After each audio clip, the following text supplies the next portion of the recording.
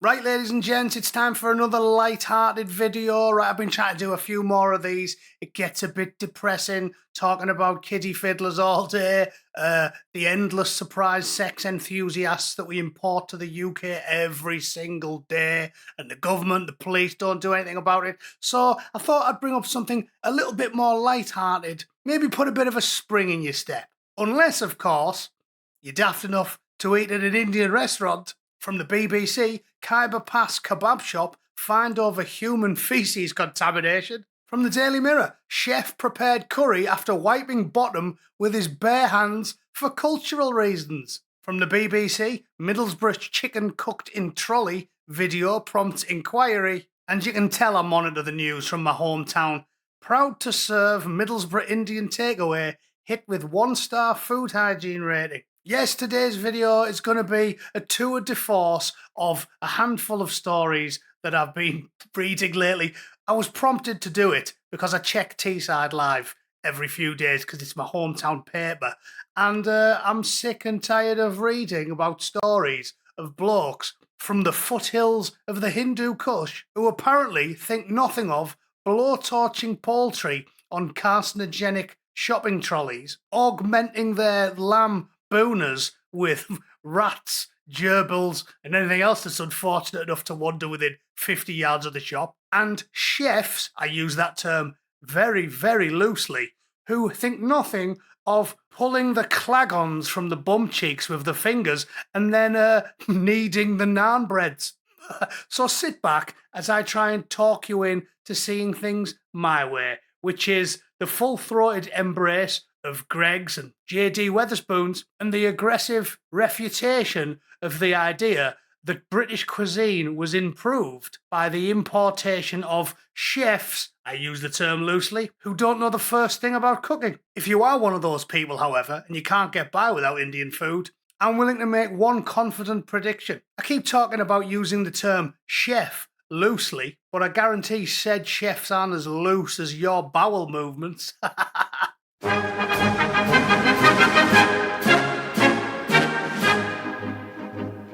Right then, let's start with this one. Brilliant news, brilliant news. I was straight on the phone to my mates. Please, please tell me you've been to this Indian. I get a little bit homesick from time to time. It takes the edge off if I'm safe in the knowledge that my friends and family have been consuming food that's 80% semen. If you're from Borough, I'll name the restaurants, obviously. This one was one in Grove Hill. Coriander in the Grove Hill area of Middlesbrough. Do not go in there. Your life depends on it. It was visited in February by food hygiene inspectors and subsequently slapped with a 1-star food hygiene rating.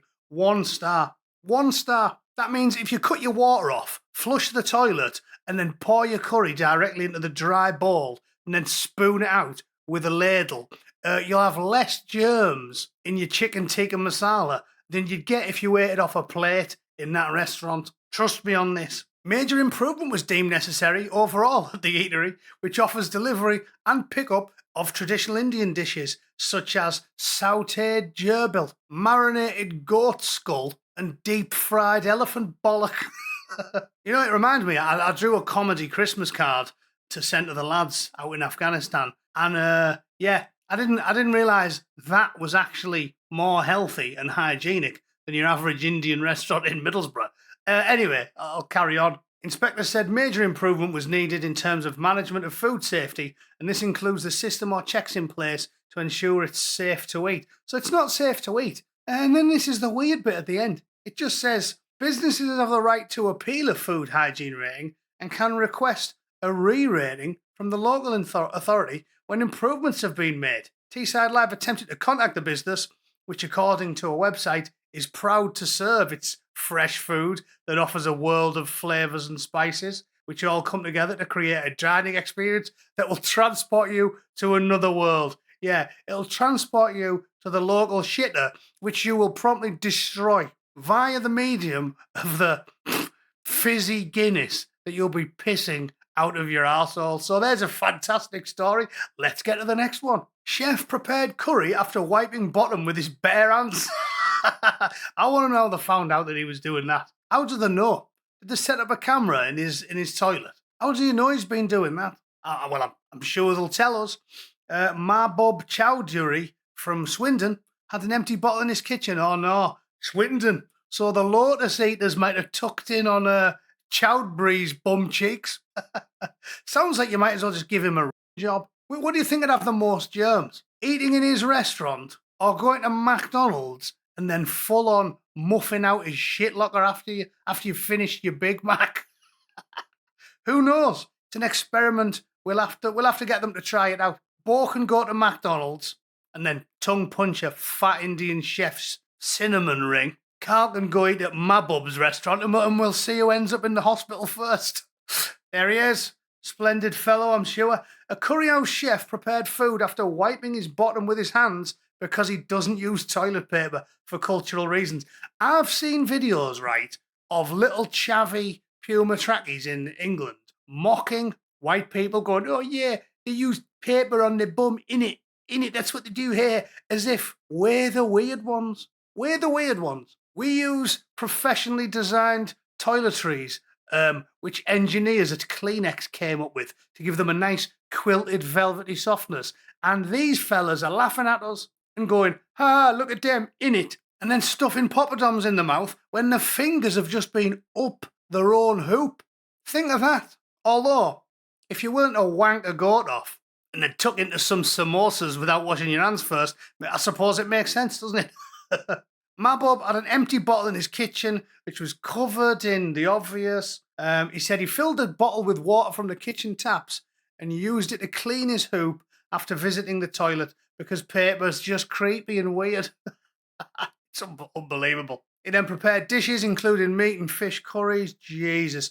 Pled guilty to 10 allegations of breaching food and hygiene regulations and will be sentenced later. I'm sure he got a slap wrist. Unbelievable. What else have we got? Here's an oldie but a goodie. Middlesbrough chicken cooked in a trolley.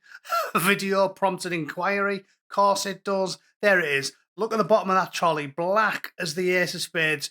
All that galvanised steel's leached off into the meat. If you've been unlucky enough to eat there, you will find a tumour on your gonads in the next couple of years. I guarantee you that is highly carcinogenic, that stuff. Imagine going to a kebab shop, getting the mixed kebab, and then finding out it was worse for your health than chain smoking an entire Cuban tobacco harvest.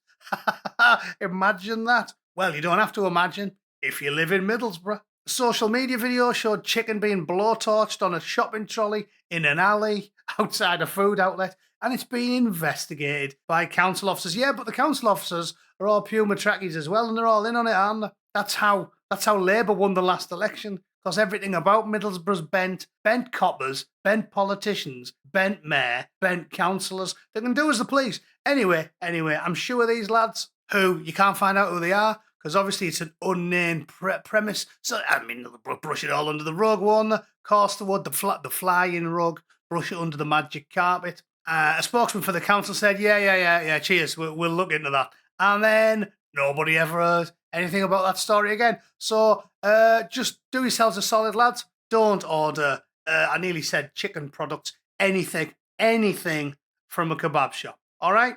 And what was the last one? Khyber Pass kebab shop, find over human feces contamination. Yeah, so if you go there, you knock yourselves out, lads, but just be aware the naan breads have also passed through the chef's Khyber Pass.